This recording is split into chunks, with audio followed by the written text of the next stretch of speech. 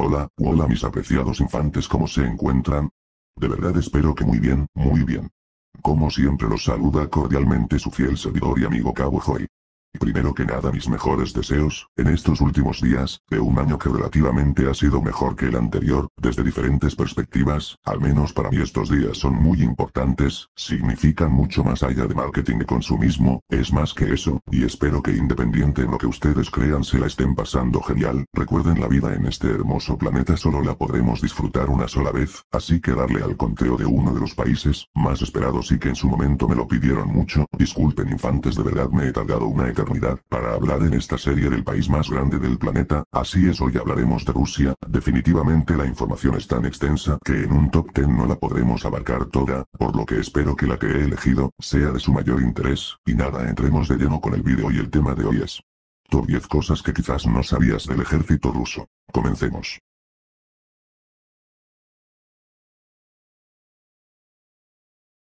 Número 1. Las Fuerzas Armadas de la Federación, comúnmente conocidas como las Fuerzas Armadas Rusas, consisten en las fuerzas terrestres, la Armada y las fuerzas aeroespaciales, así como tres brazos de servicio independientes, que son las fuerzas de cohetes estratégicos, las fuerzas aerotransportadas y las fuerzas de operaciones especiales. Estas surgen a raíz del colapso de la Unión Soviética el 7 de mayo de 1992, aunque su historia se extiende un par de siglos antes. Rusia es reconocida por el Tratado de No Proliferación como uno de los 5 principales países con armas nucleares. Poseen el arsenal de armas nucleares más grande del mundo, además operan la segunda flota más grande de submarinos de misiles balísticos, y son uno de los 3 ejércitos nacionales, junto con los de Estados Unidos y China, que operan bombardeos estratégicos. Nada raro, no por algo son indiscutidamente uno de los 3 mejores ejércitos del planeta Tierra. Número 2. Cuando la Unión Soviética se disolvió oficialmente el 25 de diciembre de 1991.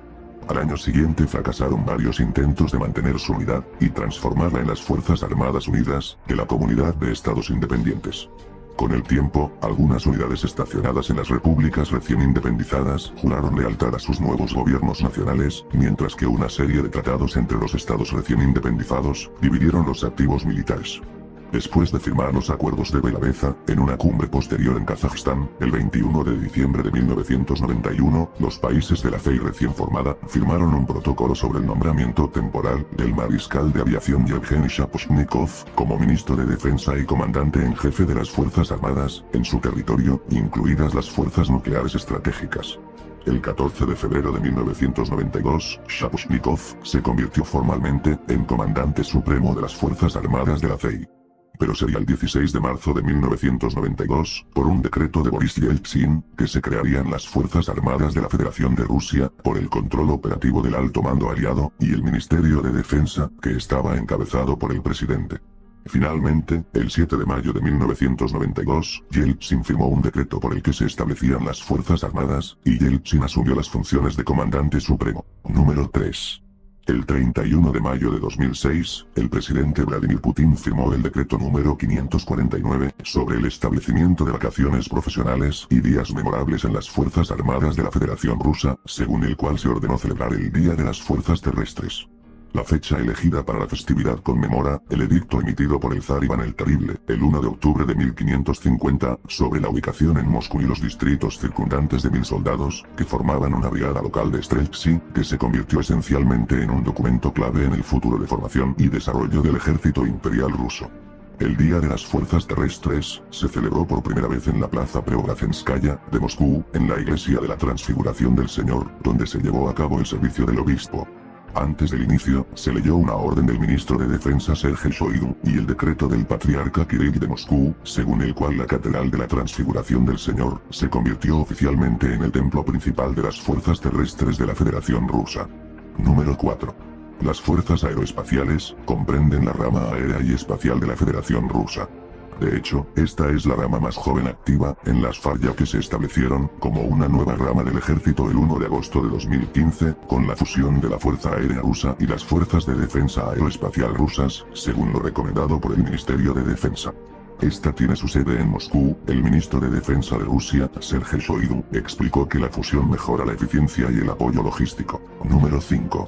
Antes de que se diera la fusión que se mencionó en el punto anterior, Rusia tenía su fuerza aérea, una rama independiente de las demás. Su origen es muy extenso y algo complicado de explicar debido a muchos factores, por lo que la podemos resumir en que, tras la disolución de la Unión Soviética en sus 15 repúblicas constituyentes en diciembre de 1991, las aeronaves y el personal de las fuerzas aéreas soviéticas se dividieron entre los nuevos estados independientes. El general Piotr Deinekin, excomandante en jefe adjunto de las Fuerzas Aéreas Soviéticas, se convirtió en el primer comandante de la nueva organización el 24 de agosto de 1991. Rusia recibió la mayoría de los cazas más modernos y el 65% de la mano de obra. Los principales comandos de la antigua Fuerza Aérea Soviética, aviación de largo alcance, aviación de transporte militar y aviación frontal pasaron a llamarse, con pocos cambios, comandos rusos de la Fuerza Aérea. Sin embargo, muchos regimientos, aviones y personal fueron reclamados por las repúblicas en las que tenían su base, formando el núcleo de las fuerzas aéreas de las nuevas repúblicas. Algunos aviones en Bielorrusia y Ucrania fueron devueltos a Rusia, a veces a cambio de reducciones de deuda, así como una división de aviación de largo alcance con sede en Dolón, Kazajistán. Número 6. La Armada rusa ha existido en varias formas desde 1696. Pero su iteración actual se formó en enero de 1992, cuando sucedió a la Armada de la Comunidad de Estados Independientes, que a su vez había sucedido a la Armada Soviética, luego de la disolución de la Unión Soviética a fines de diciembre de 1991.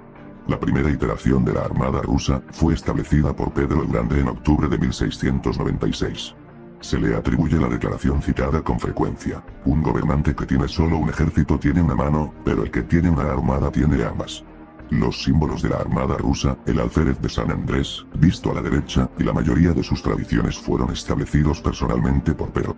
La Armada rusa posee la gran mayoría de las antiguas fuerzas navales soviéticas, y actualmente comprende la Flota del Norte, la Flota del Pacífico, la Flota del Mar Negro, la Flota del Báltico, la Flotilla del Caspio, el Quinto Escuadrón Operacional en Oriente Medio, la aviación naval y las tropas de costa, formadas por la Infantería de Marina y las tropas de misiles y artillería de costa. La Armada rusa sufrió severamente con el colapso de la Unión Soviética, debido al mantenimiento insuficiente, la falta de financiación y los efectos posteriores en la capacitación del personal y el reemplazo oportuno de equipos. Otro revés se atribuyó a la industria de construcción naval nacional de Rusia, que estaba en declive, debido a la ausencia de hardware y tecnología contemporáneos. Algunos analistas incluso argumentaron que, debido a esto, las capacidades navales de Rusia enfrentaron un colapso irreversible. Número 7. Las fuerzas de cohetes estratégicos, o las fuerzas de misiles estratégicos de la Federación Rusa, son una rama de tropas separadas de las Fuerzas Armadas, que controlan los misiles balísticos intercontinentales, ICBM, terrestres de Rusia. Aquí un rápido paréntesis infantes: si quieren saber más sobre qué son estos grandes misiles, no se preocupen que ya tengo un video sobre ello, se los dejaré en alguna parte de su pantalla, cierro paréntesis, continuemos. Estas se crearon el 17 de diciembre de 1959 como parte de las Fuerzas Armadas Soviéticas, como la fuerza principal destinada a atacar las armas nucleares ofensivas, las instalaciones militares y la infraestructura industrial del enemigo. Operaron todos los misiles balísticos intercontinentales de alcance intermedio y misiles balísticos de alcance medio con alcance de más de 1000 kilómetros. Después del colapso de la Unión Soviética en 1991, los activos de las fuerzas de cohetes estratégicos estaban en los territorios de varios estados nuevos además de Rusia, con silos de misiles nucleares armados en Bielorrusia, Kazajistán y Ucrania. Los tres transfirieron sus misiles a Rusia para su destrucción y todos se unieron al Tratado de No Proliferación Nuclear. Las fuerzas estratégicas complementarias dentro de Rusia incluyen la aviación de largo alcance de las fuerzas aeroespaciales, y los submarinos de misiles balísticos de la Marina rusa. Juntos, los tres cuerpos forman la tríada nuclear de Rusia. Número 8. El Día de los Tanqueros es una fiesta militar profesional en Rusia y la antigua Unión Soviética, que se celebra cada segundo domingo de septiembre. Celebra el servicio y los sacrificios de las tripulaciones de tanques, y los comandantes en formaciones blindadas desde la Guerra Civil Rusa, cuando los tanques se usaron por primera vez en territorio ruso. La festividad fue establecida en la URSS, por un decreto del Presidium del Supremo Soviético el 11 de julio de 1946, para conmemorar el papel de las fuerzas mecanizadas y blindadas del Ejército Rojo, en la derrota de sus contrapartes enemigas de la Wehrmacht, durante la Gran Guerra Patriótica. Fue, de 1946 a 1980, celebrado el 11 de septiembre, en honor a la ofensiva estratégica de los Cárpatos Orientales. Número 9. Hemos llegado al penúltimo dato, y ni de chiste hemos abarcado ni el 2% de la historia militar rusa, y eso que he tratado de evitar la parte del Imperio Ruso y de la Unión Soviética, porque si no este video ya se hubiese acabado desde hace rato, se los anticipé infantes, pero no quería dejar fuera un arma rusa, que debido a morbo de algunos medios de comunicación internacionales, se ha distorsionado y se ha vuelto algo tendencioso en redes sociales, me refiero al Belgorod K-329, que fue llamado por muchos como el arma del apocalipsis, debido a sus capacidades, pero realmente es así. Pues bien, vamos a conocer un poco sobre el mismo. El K-329 es un submarino ruso de propulsión y con armamento nuclear. Lleva drones Poseidon, estatus 6. El Belgorod cumple con dos funciones principales. La primera función es la de poder servir como un submarino anfitrión para submarinos enanos con inmersión nuclear, y estos serían capaces de trabajar con cables u otros objetos en el fondo del mar. La otra función que tiene es la de ataque nuclear y disuasión, y para esto cuenta con 6 torpedos estatus 6 Poseidon. Tiene un tamaño de 184 metros de eslora y 18.2 de manga, y tiene un desplazamiento en inmersión de casi 24.000 toneladas, más que los submarinos estratégicos de misiles intercontinentales, del proyecto 955A, Borei. Además puede sumergirse a más de 500 metros de profundidad y superar 30 nudos de velocidad. Pero lo que definitivamente ha alertado a países y medios de comunicación, es precisamente el bestial armamento que lleva esta clase de submarinos, ya que está armado con el Poseidon, un enorme torpedo nuclear concebido para destruir puertos y ciudades costeras y causar un devastador tsunami, que puede recorrer hasta 10.000 km a velocidades entre 60 y 70 nudos, o de 110 a 130 km por hora.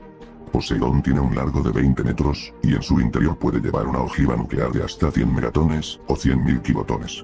Fue votado el 23 de abril de 2019, por la mañana para la movilización rusa, hacia su posible victoria nuclear. Pues la realidad, infantes, es que nadie puede confirmar o desestimar estas características. No creo que haya un gobierno en todo el mundo que lo quiera comprobar. No es como que alguien diga dispárame un Poseidon, para ver si realmente me puede destruir, rematar con un tsunami, jajaja, como no, ¿verdad, infantes? Y número 10. Con un bestial presupuesto de defensa actual de 154.000 millones de dólares, Rusia se convierte en el tercer país que más dinero destina a sus fuerzas armadas, solo detrás de los presupuestos ridículamente bestiales de Estados Unidos y China. Si a este ya factor desequilibrante, le sumamos más de 1 millón de soldados en activo, y una reserva de más de 2 millones de rusos listos para defender a su madre patria, apoyados de más de 12.000 tanques de guerra, que de hecho esta cantidad convierte a Rusia en el país con más tanques del mundo, pero no solo son cantidad sino la calidad también está presente, más de 30.000 vehículos blindados, 14.000 piezas de artillería, 3.400 lanzadores de cohetes, 4.180 aviones de los cuales 770 son cazas de combate de los más avanzados y poderosos del mundo, un portaaviones, 15 destructores, 11 fragatas, 86 corbetas, 70 submarinos y un larguísimo arsenal más, nos hacen entender por qué el ejército ruso es considerado como el segundo más poderoso del mundo, con solo 2 países individuales capaces de hacerle frente o incluso superarlo. Y pues bueno, infantes, estas fueron 10 cosas que quizás no sabías del ejército ruso. Como lo dije al inicio de este vídeo, no estamos ante cualquier ejército, hablamos de uno que con tan solo escuchar su nombre, ya te recuerda poderío y tecnología. Como último solo haré aclaración de que no quise tocar ciertos acontecimientos pasados y presentes, por respeto y básicamente porque realmente la información es tan vasta que no era necesario recurrir al sensacionalismo para atraer su atención, por lo que eventos como lo sucedido en Ucrania al inicio de este año y otros más, no los mencioné. En fin, espero que les haya gustado el vídeo. Si fue así, no se olviden de compartirlo con todos sus amigos, conocidos, familiares, etc. También no se olviden de dejarme su valioso like. Y por supuesto los invito a suscribirse al canal. Si ya lo hicieron, les recomiendo demasiado que activen la campanita de notificaciones para que de esta manera YouTube siempre les avise cuando suba un nuevo vídeo. Y nada, infantes, hemos llegado al final del vídeo. Reciban un cordial saludo de parte de su amigo Cabo Joy. Y por cierto, nunca se olviden de seguir aspirando alto. Hasta la próxima.